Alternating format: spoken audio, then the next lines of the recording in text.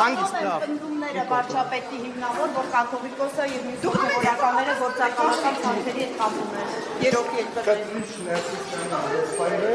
Սովետական միության KGB-ի գործակալ է եղել եւ այդ փաստը ասում է։ Դուք կաթողիկոսի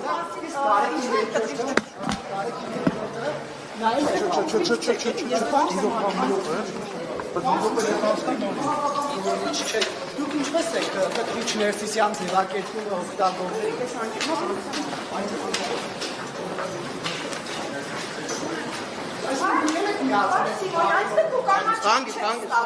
Դուք քաղաքական կոնկրետ գնա